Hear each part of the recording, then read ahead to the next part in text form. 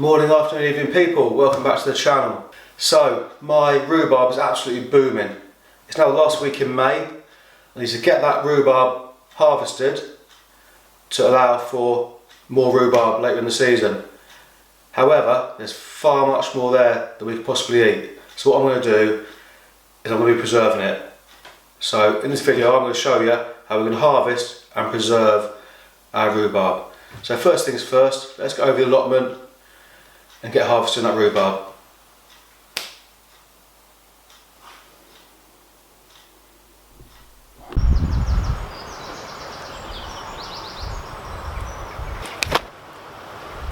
Here we are.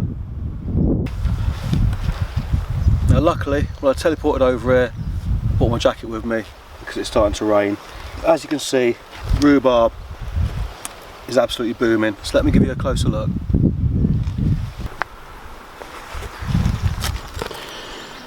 So as you can see, let me see if I can take you down to the base a bit.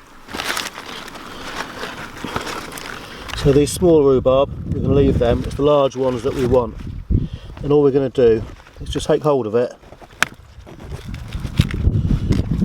It should come away at the base like that.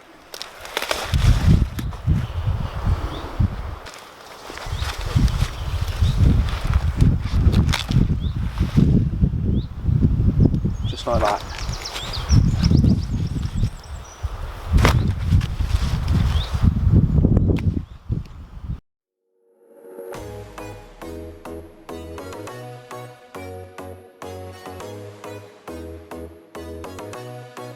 And once you've harvested the rhubarb, all we're going to do then is remove the leaves.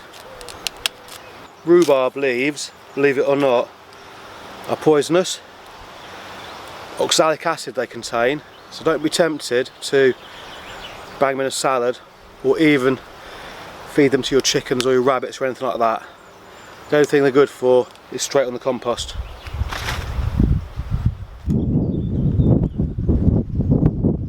Okay, so there we go.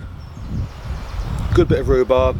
I've already had about 5 kilos off of that so far, and there's a lot more coming. Let me just show you the new rhubarb that's now emerging. The rhubarb we just harvested is pretty much the spring rhubarb. As you can see,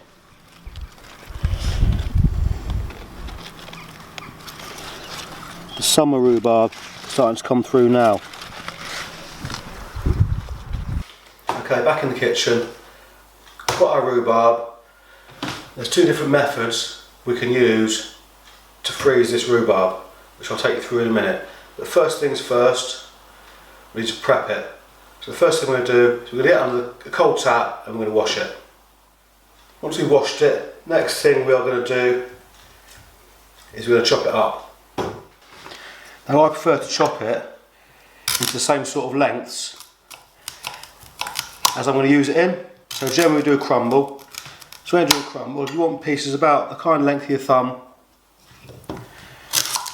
So we're just going to chop all the rhubarb up into these kind of lengths. Okay, now contrary to popular belief, you do not need to blanch rhubarb before you freeze it. There's 2 ways of doing it. You can either A, just throw it straight in the freezer bag, in portion sizes, freeze it. However, then it'll all be stuck together and frozen.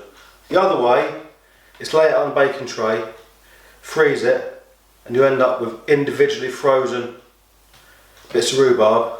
Then throw it all in one big bag, and you can easily just go in the freezer, pull out whatever portion size you want for whatever recipe you're doing. So that's my preferred method.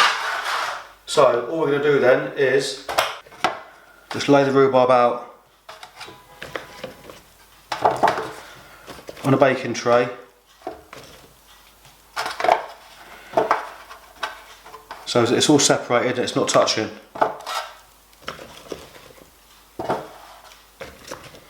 If you've got several trays in a big enough freezer, you can do a load of it at once. If you've only got a small freezer or 1 tray, you just have to do it in batches.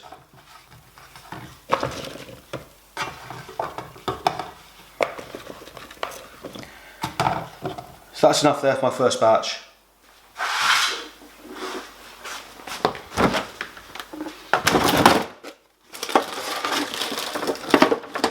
In the freezer with that. All we're doing now is leave that in the freezer a couple of hours and then do your next batch, so on and so forth. So I'll bring you back in a little while, show you the frozen product. And there we have it. Individually frozen. And all we're going to do is put them in our big freezer bag, then freeze the next batch, the next batch, the next batch. Fill bags up to the top. You can even leave them in the freezer.